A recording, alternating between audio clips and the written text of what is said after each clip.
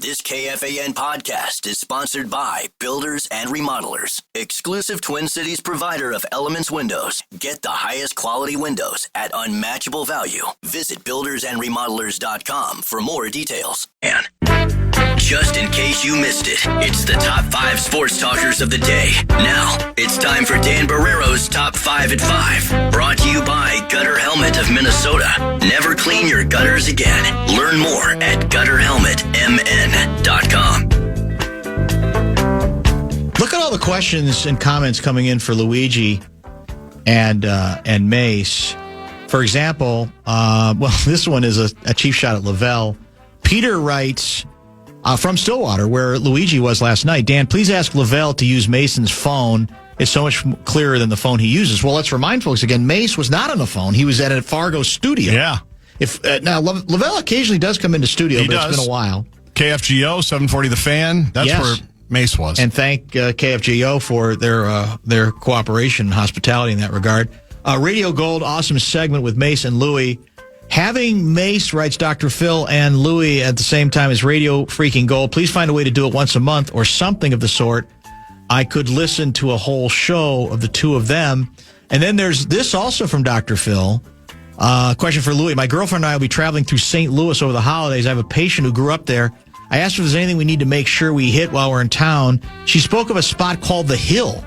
She said it's an entire street of Italian restaurants, and the further up you go, the better they get.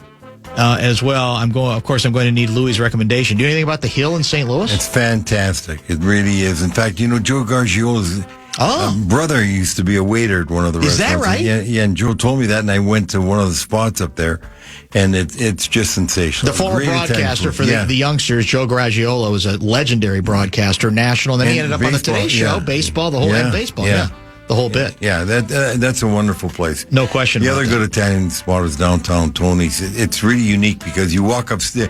They come in, maitre d's all dressed up, and you're going up the stairs to the dining room, and a guy walks up backwards all the way up. Is that right? Yeah. It's just different. Yeah, good for him. Didn't you have a dinner with an infamous, nefarious character in St. Louis one time that you told us about?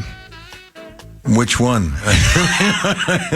I used to go to Deerdorf's, and before that, Musials. Okay. Deerdorf's and Musial, Sam Musial before that. Musial had the first one, and Dan Deerdorf, who I spent some time with when I was playing, and he was playing, and Doug Buffon was playing. Doug Buffon of the Bears, yeah. They had the, I don't want to say a drug clinic or whatever. It was to get knowledge about drugs in those days. I'm going back to 71, 72, yeah. And we were all in Washington. Mahovich and I represent the NHL, and those two guys represent football. And so I ended up hanging around those two guys and really had a good time. And so when Deerdorf opened that restaurant in St. Louis, I started to go there too as well. Louie in studio with us. We're maybe going to mix in a couple of quick top 5 at 5 items. What's worth our time? I think really the Vikings injury report is the most important thing. And Christian Darrisaw on the load management plan did not participate today. We know about Donovan Jackson. He's not going to participate for a while.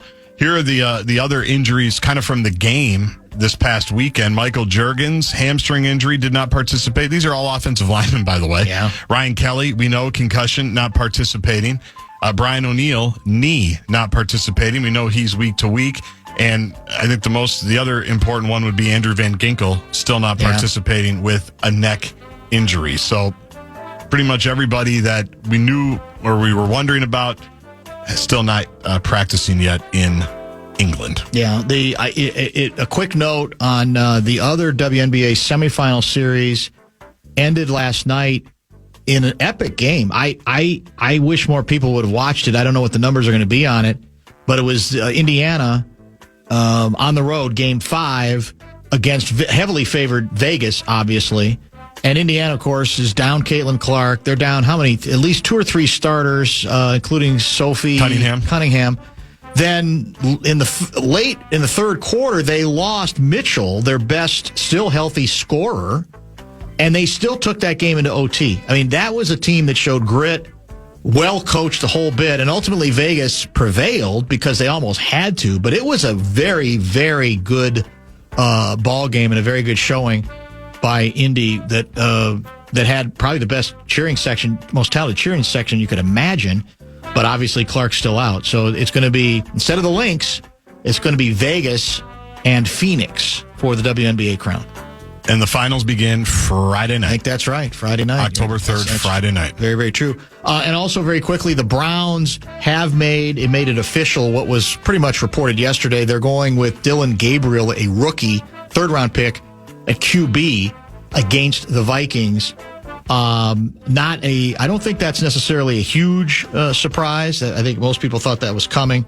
But Joe Flacco is out, much to his chagrin, and Dillon Gabriel is in, which should, you think, mean that B-Flow can torture a rookie quarterback. There should be a Flonami sighting. Quarterback who has played a lot. You know, I mean, he's one of those guys, I think he played college football for like 9 years. It was about 6. Yeah, it was unbelievable. Yep. So I'm exaggerating, but not by much. All right, let's get to, I'll tell you what, let's stay on schedule. We'll pause here, and then we'll get Louie's reaction to the big Kaprisov news yesterday and talk a little bit about his night in Stillwater as well. We'll get to some texts, and Jonny Athletic will join later in the 5 o'clock hour as well. Stay tuned.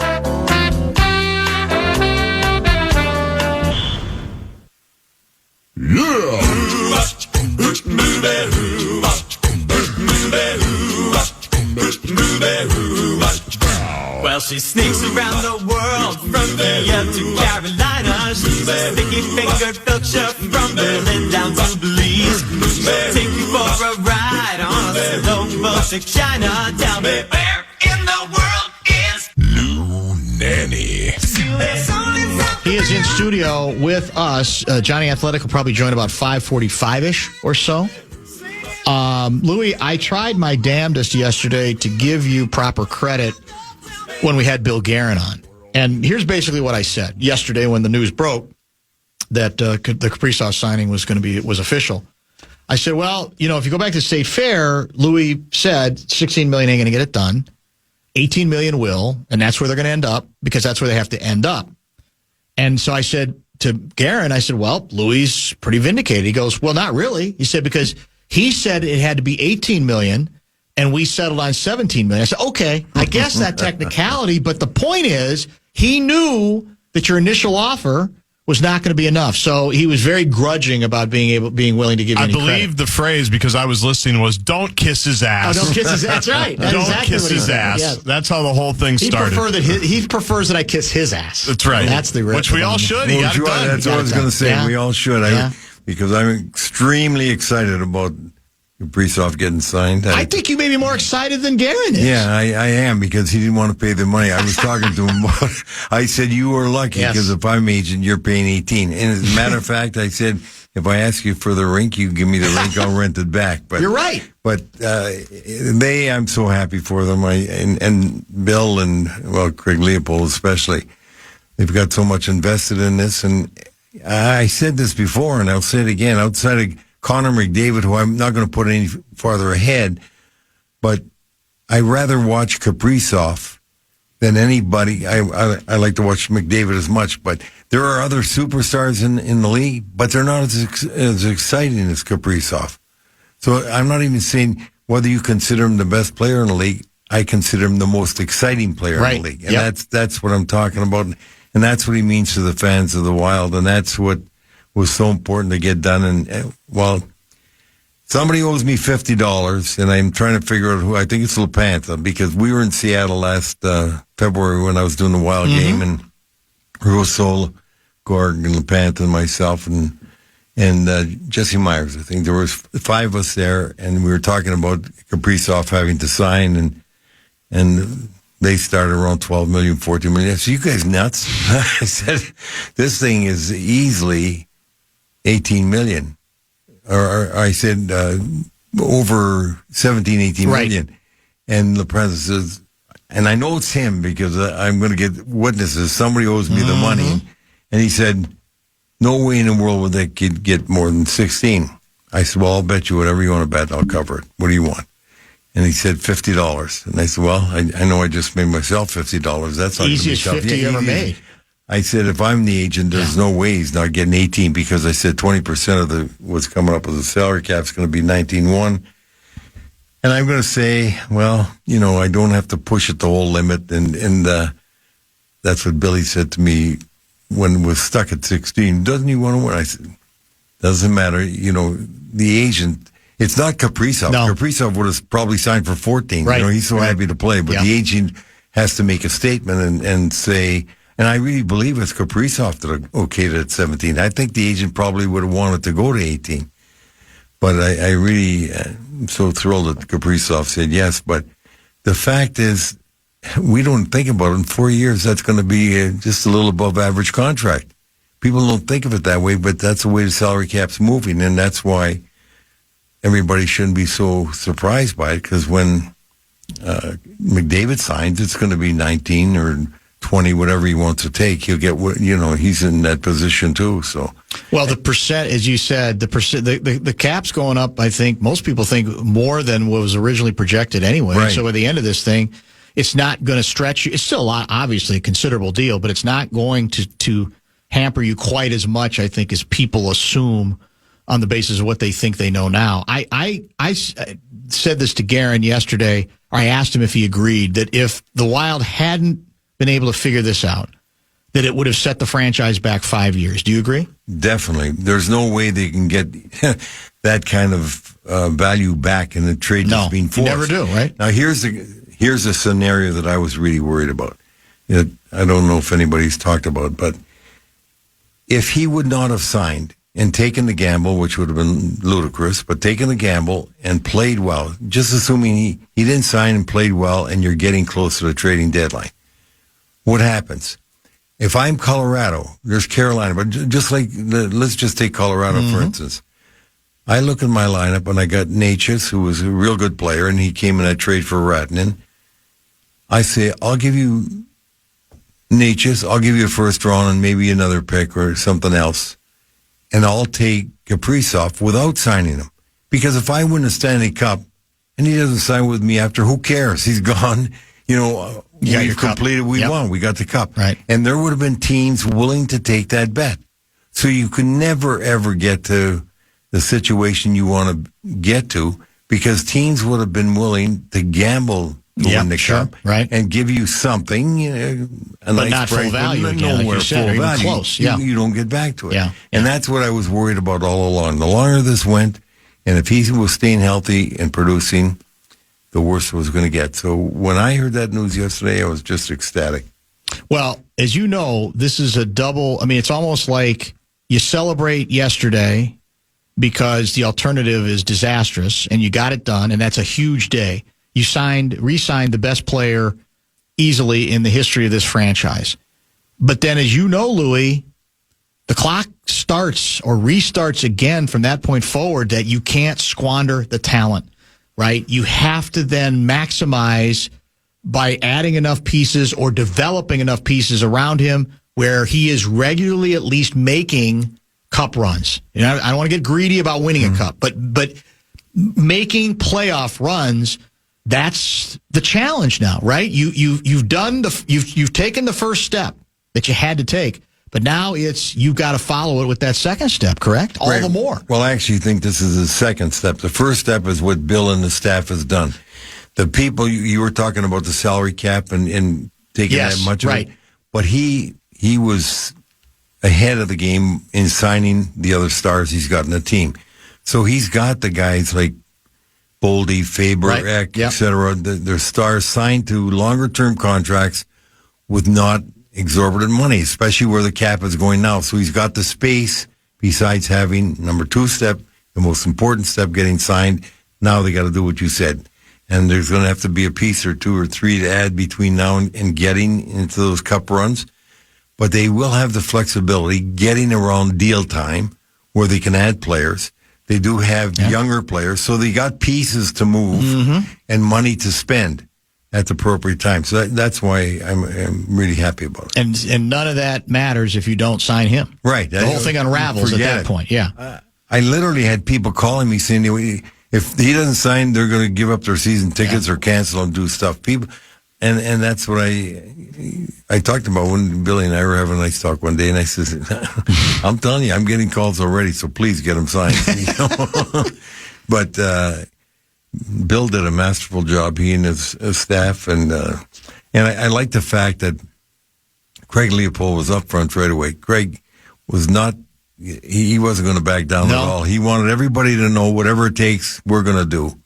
And he did it. And the Wild, that's one thing about the Wild I have to say. Since Leopold took this team over, there's never been a second where they've hesitated to spend the money they thought was necessary to give them an opportunity to win. Sort of like that's the Twins. really important. Yeah, well, that's the difference. You know what you see when you see that? You see people that are people think that multimillionaires invest in teams to make money. The real winners, they invest in teams because they enjoy it, they have fun at it. Bingo. And that's you hit it. And that's what they win. And if you don't have that, get out. Let me tell you a story. I can tell it now. It's a long time ago. Good. But we were in Detroit. I'd followed Adam Oates for a long time. He was playing with RPI. He was a great college player.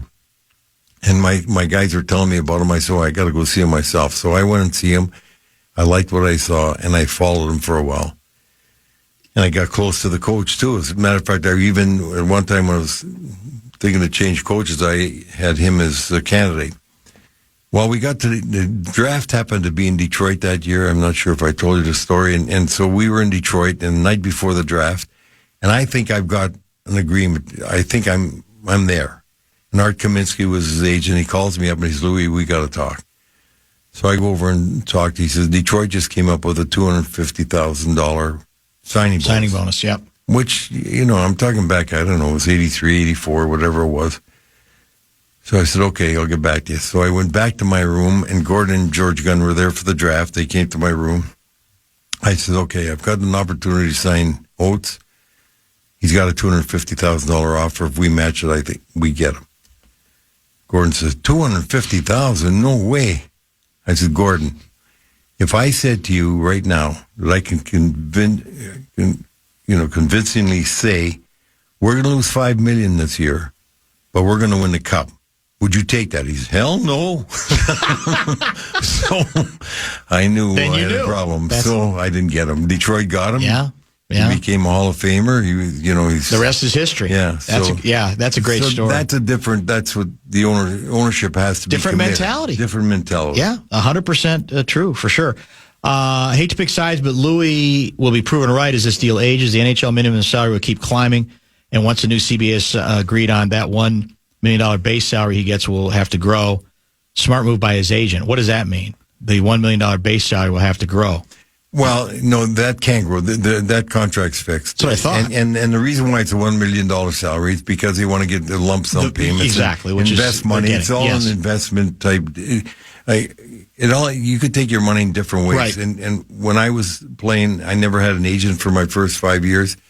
And then when Ren and I we were in a golf course and I was supposed to sign, and he said, come on, we'll play golf tomorrow. We'll go sign. So I go on the course, and I had to give him some strokes, and first 5 holes, he's supposed to be a 22 handicap, and he's par 3 the first 5 holes, 2 bogeys, and we're only playing for $8. and so I started giving him some crap, saying, you're a phony, you're a liar, blah, blah, blah. So I got under his skin. The next 3 holes, he double bogeys. So he gets so upset. He said, that's it, I'm done. We'll talk contract later. I quit, and he walked off the course. So I went home, and I said, well, I don't want to deal with him either. So I called Phil Esposito. I said, Phil, you got an agent now? He said, yeah. He said, Arnold Bloom. I says, give me his number. I want to call him. I'm not dealing with this guy anymore. So I called Arnold Bloom. We got together. I said, okay, you're my agent now. So Arnold called Ren and did a contract that he did for Phil, the terms-wise, like Phil did. And what it was called, we agreed to a 5-year contract. In that contract, we had a clause, and it was all because it's called a Clifford Trust, where you could defer money for 10 years, and you can invest it, and it has to stay in there for 10 years and let it grow. Gotcha. But the team can't take a deduction for 10 years. Well, Blair didn't know this. I mean, he was a milkman before he was a general manager. And so I got 5 years where I could defer up to half my contract, and they can't take a deduction. I had to grow. So that's what happened. So I got him, and I stuck him good. And so now the funny part about it was because Phil had it and I had it. So now Arnold Bloom gets Tony Esposito for the next contract. So I'm sitting at a Board of Governors meeting with Bill Wirtz, who was the owner of Chicago, and he's got Tony, and Bill says, there's no way in the world, Louie, is that Bloom going to pull that crap on me. I'm a CFA, you know. Right. I know that terms. I'm not doing that. So what Arnold did, he says, okay, he says he wouldn't take that same term in contract, which he was smart about, but Arnold turned out to be even a little smarter. He says, okay, let him defer as much as he wants with 3% above prime interest. Bill says, no problem. That was 82 or 83. Remember, prime rate went to 21%. Yeah. Tony, who wouldn't spend a nickel, you know, unless his heart stopped beating, he deferred most of his money, and he was making 24% of his money for years until the prime rate came down and still didn't go all the way down. That's why Tony put away so much money after. So it's all in negotiating and how you do it. And that's what the agent now, they want to take half the money up front. Right. 19.1. They went right to the 20% that we were talking about. The million for salary, 18.1 for signing bonus, and that's what they're doing. You know what strikes me about this conversation is why no one could put anything over on you when you were a general manager, because you'd already put everything over on general managers when you were a player. Yeah. You not only did you know all the tricks, you did all the tricks. Do you want to know something? When we get clauses to make changes in the league and stuff, and that's Gordon Gunn send me the draft, and he says, tell me where the loopholes are. That's what they were. Because he knew you would know. Yeah, that's right. Very, very good point. We do have confirmation, by the way, speaking of money and speaking of loopholes and Louie always being one step ahead. I did tweet out, good luck to Anthony LaPanta. Louie reports that Anthony owes him $50 for a Kirill Kaprisov bet. He will call Gorg, Russo, and Jess Myers as witnesses. Jess Myers is already confirmed. It was March at a lovely Italian bistro in Pioneer Square, Seattle. But I vividly recall Louie saying 17 or 18 would be needed to get it done. So you've got Jess on your side. There it is. We'll see what happens with Gorg and Russo to confirm the story. And hopefully the Panther will pay up soon, because I know you need it, Louie, after all those stories. I am. Prime rate, I know you need it. But the thing with Louie is it's not about the money. Right? That's it right. really isn't. It's about winning, right? I got you. You know what's funny? You know what that is? It is so funny. One of the consultants I deal with says, why do you still work? He said, you don't have to work. I said, right. I said, but I got to win. I said, don't you understand? I can't play hockey. I'm not involved in sports, but I like winning. I just have to win. That's the main thing. The beauty of it. Yeah. You won last night. You were in Stillwater, part of the 2025 Minnesota Broadcasters Hall of Fame class. So the official induction, as I said, was last night. Tell me, congratulations on that. And tell me how that went. What stuck? What kind of stands out to you, and most importantly, what your speech was like last night. What was your theme? Well, my impressions were that it was extremely well done. Mark Rosen emceed. You and Joe Schmidt, I can't thank you enough for the things that you said about me. It was very, very touching for me.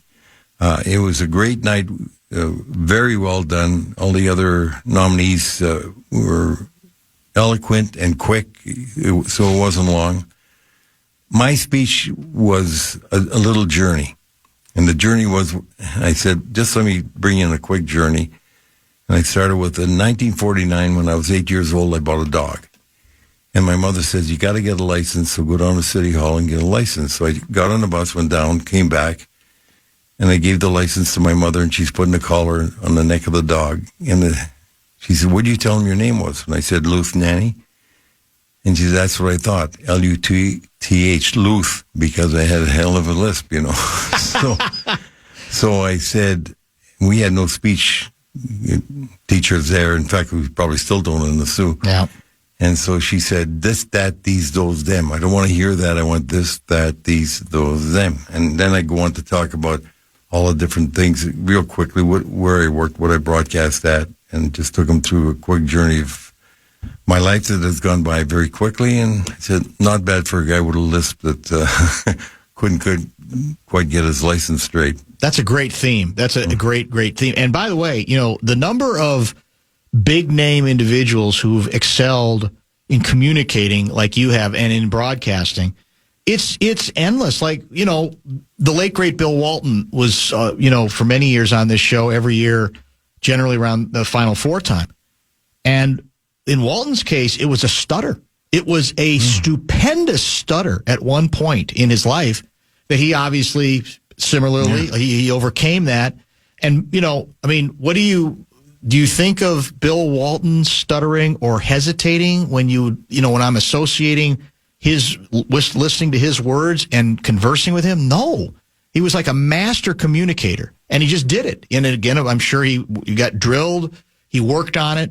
And when you come from that sort of challenge, and you turn it around to a place where you're considered a great communicator, that's a hell of a story. Yeah, it was something that was always in the back of my mind, and I just got to a point where you get comfortable with it and you practice and you try and do as best you can. Yeah. It's just like when I first began broadcasting national games, I did Hockey Night in Canada first for CBC Stanley Cup playoffs, and Don Wallace was the producer, and I never forgot what he told me, because after the game we went out to have a little bite to eat. It was he and I and Danny Gallivan, and he says to me, I was feeling good about it. What do you think? I said, I really feel good about it. He said, I don't know what you mean. I know you're trying to tell me something, but what do you mean? I said, what do you mean, what do I mean? He said, I don't know. I said, what do you mean you don't know? He said, you used I know and I mean far too much. And that was like a drop of water on your forehead you keep getting. Every time I hear it, I say it. So even the people who worked for me in my sales staff and portfolio managers, that I used to have them go through a class or visuals and present where they can get used to that, because all it is taking the position of the pause. And as you know, because you've done radio so long, and of course you realize that you can pause and that the thing doesn't fall apart, whereas people aren't used to it. They get rush. Nervous. That's why they say, absolutely. I know, you mean, I mean, like. So those are things that you learn about and think about. And when you're talking with someone and they're using it, then it really strikes you. So I have a deal with my grandkids, 25 cents every time you say like, and I've made a fortune because they can't help themselves by saying that. So it's just ways to try and get people to improve the way they tricks of the trade, absolutely, and discipline, and just that's exactly and repetition, discipline. Right? Yeah, mm-hmm. All those things. Yeah, it's, and the letter that I wrote to the, I guess, whoever ultimately makes the decision on who gets in to the Hall of Fame. I meant every word that I said in it, and I don't know if this came up last night, but I honestly believe that you made yourself over a period of obviously half a century synonymous with the state high school hockey tournament. I said, Louie did a million other things other than that when it comes to broadcasting, early, middle, late. But in my view, you could eliminate all those things and you would still be worthy of the position you were in, being inducted into the Minnesota Broadcasters Hall of Fame, just because of that one thing. This is, I don't have to tell you this, such an important cultural event in this state, the state high school hockey tournament. And if you find a way to become synonymous with it in terms of word association, that's Hall of Fame. I mean, you're in, as far as I'm concerned. End of story. Nothing else even has to be considered. Well, I really appreciate that. It's been a major part of my life, obviously, and I didn't know how many people I really impacted, how many people felt the way they did. And I'm fortunate enough, like from last night, the people that were at the event coming to me and talking about their remembrances of me doing the tournament, stuff like that. Texter writes, my favorite words from Louie when he's on with you is, let me tell you a story. That's Brian from Mantorville. That doesn't hurt either, Louie, being an outstanding storyteller. Is that something in the Sioux? Because Phil Esposito is a great storyteller too. Is there like some secret storytelling class in the Sioux? What the hell how do you explain it? I think I'd have to explain it by saying the way we grew up, we enjoyed so many things, and we enjoyed them to a point where we can talk about them and tell it, and maybe even do what Danny Grant once told me when he was telling a story in the bus. We were played a game in St. Louis. We were driving to the airport, and he told a story, and I said, "Are you kidding me? You're embellishing." And Grant looked at me and he said, "Louie, if you can't embellish a story, then it's not worth telling." So I've never forgot that either. But I think that's what we do with, at least in hockey players, a lot of us do that. 100%. I think I've told this story before. When I was in Dallas between 81 and 86, I covered a lot of Cowboys stuff, including Tex Schramm was the general manager. Well, actually, the president and general manager of the team. As you may have met Tex, I don't know. Terrific guy, great storyteller, and like the media's best friend. I mean, he was always available for interview. And I had to do like a profile on Tex Schramm, and there was a story that he had told me about the fact that when he first got married and had his first kid, that the family, they were having trouble finding a place to live because apparently there were a lot of landlords who didn't want kids in their apartments.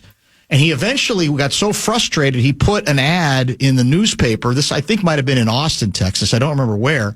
Basically saying, are any landlords out there that would actually allow me to raise my family in an apartment because I badly need an apartment? And I'm writing about the anecdote. And I realized that I hadn't checked with them about, what happened. I mean, did you end up finding a place? How long did it take you to find a place? And there's this long pause on the phone when I'm checking with this story, and he says, "Well, which way is better for your story?"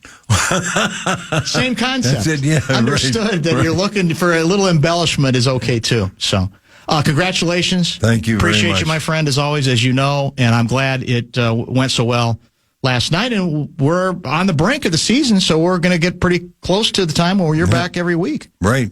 We're looking forward to it. So am I. Awesome. Thanks, Thank you. Nice to be with you. Appreciate you, Louie. A break here. Jonny Athletic will join us in just a minute. Stay tuned. It's time for Jonny Athletic. Jonny Athletic. Jonny Athletic.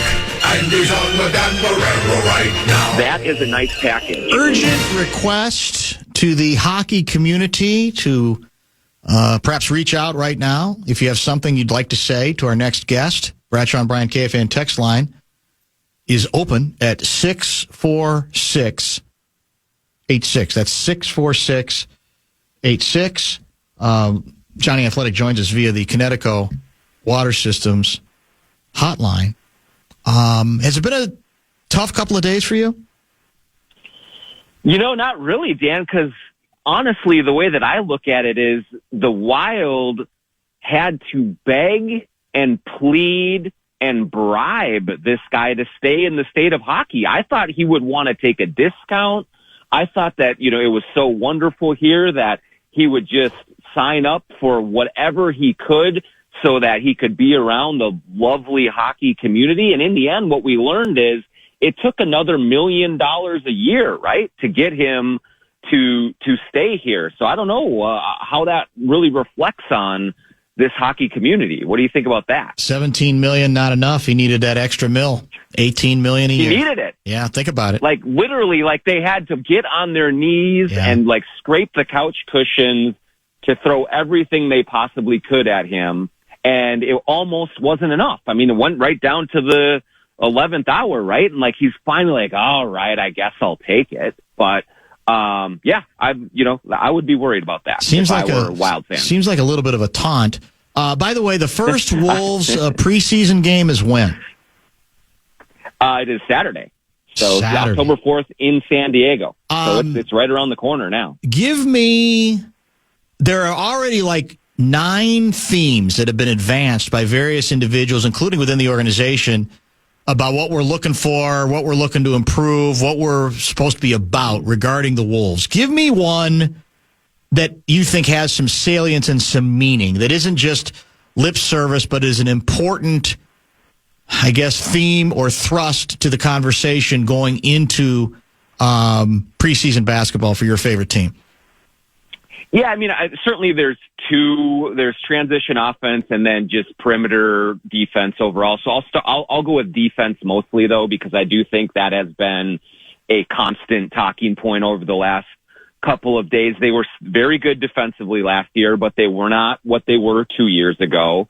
Rudy Gobert at the start of the year was not what he was 2 years ago. Jaden McDaniels for much of the first half of the year was not what he was 2 years ago. And Anthony Edwards did not take the step defensively that he did offensively last year. And so I still think that what they are preaching is that they are a defense-first team with Rudy Gobert. When you have Rudy Gobert on your team, that's the way to win games at a high level. And so they are really emphasizing the importance of getting back to not just really good defense, but elite defense. And so you're hearing Anthony Edwards talk about it. You're hearing Jaden McDaniels talk about it. You're hearing Chris Finch talk about the importance of locking back in and resuming that identity. And so I think you're going to see a lot more attention to detail there and an effort to get more edge back in that area, especially at the start of the season. I want to run something by you that I heard from Double T on Saturday. I like listening to Trent for a number of reasons, not the least of which is that he doesn't live in our world, right? He is obviously a former basketball great. He still pays attention, but he's not like immersed in it every minute the way you have to be and the way that some of us are to a certain extent. And so to that extent, I think sometimes he's outside of that realm enough that he can see the forest for the trees, where sometimes we get so into it, we lose that. He was talking about reacting to, one of the off-season themes, which is that Edwards is trying to develop a little bit more of maybe what Michael or certainly Kobe did as a, down low, a bit of a low post or, turnaround jumper, another addition to his game, playing a little bit differently, a little more economically, one could say. And Double T said, you know what, that sounds great. He said, I like that. That sounds wonderful. But that is going to largely depend, maybe not on him, but on the coach and on what they're willing to do to put him, the system they implement, to put him in those situations. And I thought it was a very valid point. Do we know? We know we've heard what Anthony says he wants, but do we have any acknowledgement or understanding from the coaching staff that, okay, yeah, we are going to try to make that a part of what we are doing, what offensively our philosophy is going to be, to give him a chance to be put in those positions?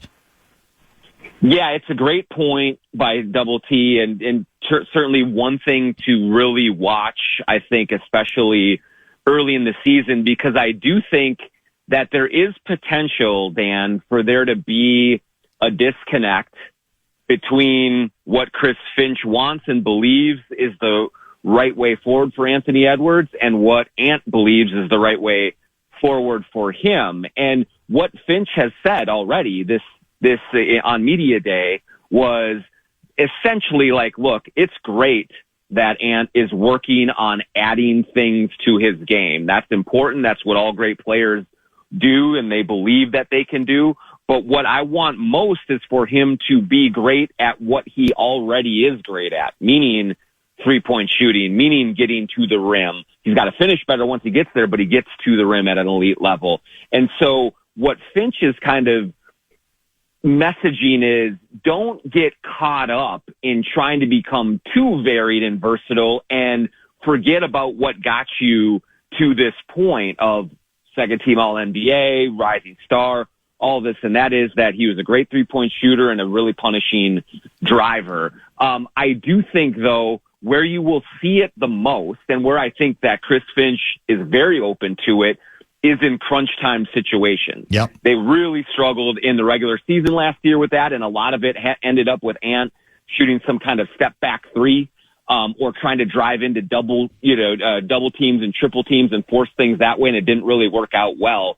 But if he can develop a go-to mid-range move or low post move, in those situations, Finch has said that would be great. And so I don't think it's going to be a steady diet for the first 36 minutes of a game.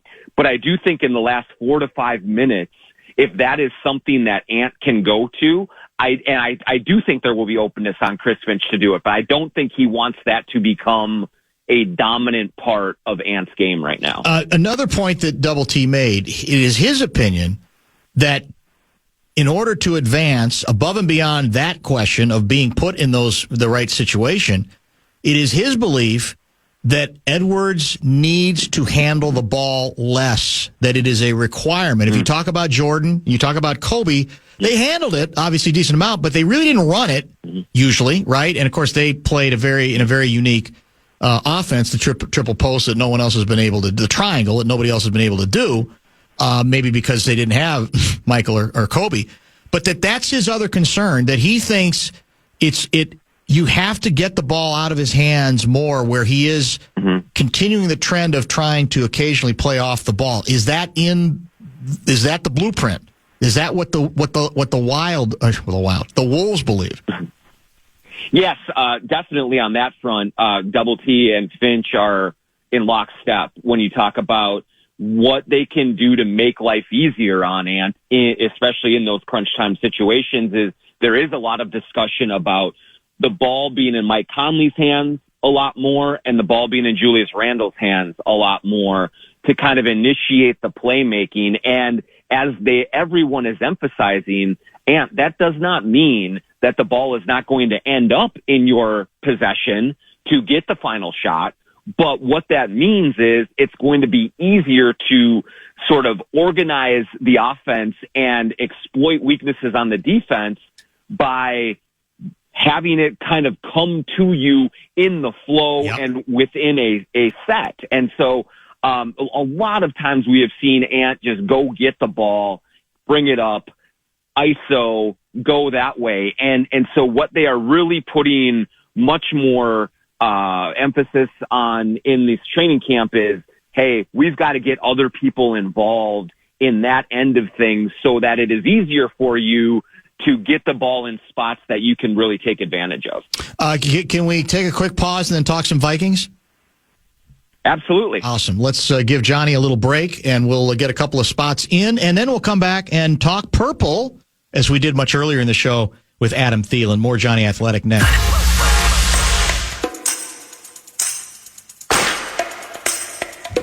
Adam Sandler coming to Grand Casino Arena October 22nd. From Happy Gilmore to Billy Madison, he's bringing the laughs live. If you want to win your way in, check out KFAN.com keyword contest for your shot at tickets.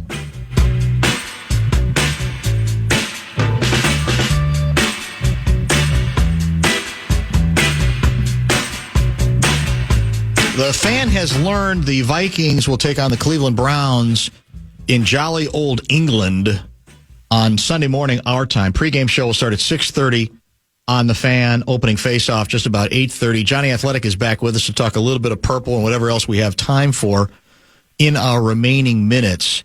The Browns, as you may know, made it official today, Johnny, that they are changing quarterbacks. They're going with a rookie named Dylan Gabriel, who I think is a lefty. Gaardsy, is he a left-hander? I think he's a left-handed chucker. Against the purple, based on whatever your Dylan Gabriel intel is, Johnny, does this give the Vikings, does this tip the scales? I mean, does it make it any more or less likely that the purple can go at least 1 for 2 on this European junket? Yeah, I mean, conventional wisdom would say it helps the Vikings, right? I mean, you're facing a rookie quarterback, his first NFL regular season start. That Brian Flores can just wreak havoc with playing the mind games with him and really confuse him. I think Flores, there's a stat, I think he's like 5-0 versus rookie quarterbacks as defensive coordinator of the Vikings. So I think there's plenty of tricks and subterfuge and all of those things that would play into the Vikings' favor in this matchup. That said, I actually probably would have rather seen Flacco on Sunday. I think I would have too. He just looks washed up. Yep. I don't think he can do it. and I don't think he can move at all. I don't think Gabriel's like a huge scrambler, but I do think he's a little more mobile. He's probably going to be playing free and easy, or at least like the Browns will have a little bit of a what do we have to lose mentality. And so it would make me a little bit nervous because you just don't know. You don't know how he's going to do. With Flacco, I think he was cooked. And so I think that's the more reliable win with Flacco under center versus Dylan Gabriel. You know, we started today's program with some sound of a conversation between Paul Allen, the voice of the Vikings, and KOC. And what struck me, part of the reason I wanted to play it was that I heard, I think for the first time, at least this season, fairly visceral frustration being offered up by the head coach. I mentioned, you know, maybe he's being Zimmerized at this late date. His inflection's never going to be like Mike Zimmer. He's never going to be as grumpy. He's going to deliver it in a different way. He might even be smiling when he says it. But when he repeatedly, in that conversation, and then with the rest of the media jackals, either before that or after, asks questions like, how does that happen? As in talking about the penalties being committed. How can that possibly happen? That's not real collaborative-like to me. That, to me, is the head coach a little bit concerned about the crossroads this team is at right now, and the fact that with a reduced margin for error, whether you're playing Cleveland, Pittsburgh, whoever the hell it is, that you can't mess around or you could lose control of this season. What do you think? Yeah, I do think that there's frustration setting in, and I think they have the second most penalties so far this season. I think 37 or 38. I mean, that's a lot of penalties already, and especially it's hampered them again in games that you really, when you looked at the schedule at the start of the season, you'd be like, man, it'd be nice to get these games. And if penalties play a role in losing opportunities, there should be frustration. And I wonder, oftentimes what you can see when a coach is trying to grab hold of the guys is penalties are the one thing that really does, mistakes, that mental errors like that will get any coach going, whether you're the nicest, kindest, or, Leslie Frazier style, or whether you're on the Zim side of things. And so my impression is that this is the first time he's kind of bringing out the bad cop in him this week, because I think it is desperation time. They have to snap out of whatever funk this is, and they have no margin for error. And so this might be his way of turning the screws in a way that maybe KOC isn't normally want to do, but it has gotten to that level of it's time to address this and address this firmly. The quarterback for the second straight week was Carson Wentz. He obviously will start again against Cleveland. Then there's the bye. The assumption all along probably is that JJ then would take over, even if it's against a very formidable opponent, the Eagles. If you're the guy, you got to play, and you got to start playing sometime. Is there anything you believe that Carson Wentz could do in this upcoming game to, I guess, forestall the return of even a healthy J.J. McCarthy after the bye? I mean, I don't want to rule out completely that it would be Wentz coming out of the bye if, he comes out and lights up a very, very good Cleveland defense. I know that there's some question marks about Myles Garrett and if he's going to be available or at what level he will be, but I still do think that he's played well enough so far that if he has some sort of signature effort against a very good team in a game that they really kind of need to win, maybe that does allow them or make KOC want to slow play JJ's return a little bit more. Maybe you say, hey, he needs a little more time to practice with this group. We want to make sure he's fully healthy. We want to look at what the offensive line is going to be in front of him. So I don't think it's a fait accompli that JJ McCarthy will be back after the bye, though. If I were a betting man, I'd put my money on that. But I do think that the door might still be open for Wentz to try and, just at least give himself another opportunity coming out of it. One last question. It's a complicated story, but I at least want to touch upon it with you. And I don't know. I think you're following it pretty closely. I don't know if you're actually reporting on it or not. Forgive me if you have, and I've missed it. But Nafisa Collier, we spent a lot of time on this yesterday.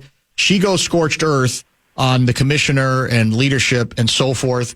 She, early in her prepared statement that she read, said this is not about winning or losing. The Lynx, as you know, lost. They collapsed in game 2, blew a 20-point lead, and their head coach melted down. They lost game 3. Collier gets hurt. She obviously is not available for 4. Team loses in the fourth quarter. When she says this is not about winning and losing, do you believe her? I have a hard time believing her. Now, I have not been reporting on this. This is me observing. And I also know that Nafisa is revered, both in the organization, across the league. You're seeing other players line up to support the comments she made. She's an incredible leader, of this team.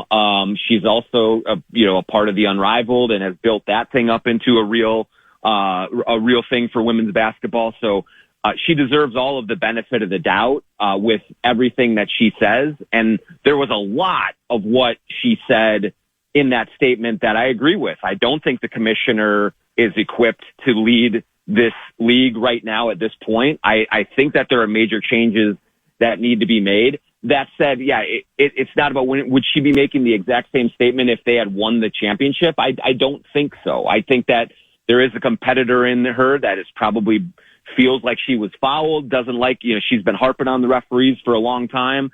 And it always comes out more, I think, in losses than in wins. And so that part of the statement was probably, I think falls a little bit flat, but the rest of it, I really have a hard time disagreeing with. I can say that. If an NBA head coach would have behaved the same way and uttered the same words at the press conference after that game, do you believe said NBA head coach would ever be suspended from the next game? In this case, obviously, another crucial playoff game. So when I saw the comments live, Cheryl making those comments live, I knew she was going to blow her top, and she did. But when she went to that degree, I was texting with a few people that I know in the league, in the NBA, and we were just talking about it. And I said, I think she's going to get suspended because there's criticizing the officials, there's expressing frustration, but as soon as she singled out that crew and said it was malpractice, that they were involved in it. Oh, by the way, those 3 are going to be refereeing in the WNBA finals as well. And as soon as she used the language as colorfully as she did, I do think it rose to a level beyond a fine. I could see maybe the NBA, if they were in that same boat with Finch or with anyone, maybe saying, hey, you will be suspended for the first game of the regular season next year. We're not going to take you out of a playoff situation, especially a deciding game scenario. But I do think that it would have warranted a suspension, whether you were a man or a woman, whether this is the NBA or the WNBA. I mean, that was crossing a line that was, that I had not seen crossed before. And I've heard it all from coaches complaining about officials, including from Coach Reed. Excellent work, as always. We will be in touch next week, and we'll explore a lot more as we get closer to the start of the Wolves season regarding your team. Thank you. And just for the hockey community, I'm just kidding. I'm very happy they have Kaprisov back. Great signing. It all worked out. Just kidding, guys. We're just having a little fun here. Well, okay? to that point, I had a text earlier from an individual who claims that you're kind of a fraud. Let me see if I can find it regarding what you really have celebrated. Where did it go? Wild Nation, Fallness. No, that's not the one. There's come a time. Now I can't find it. It was. Oh, here it is. This is from. This is allegedly from another Johnny burner account.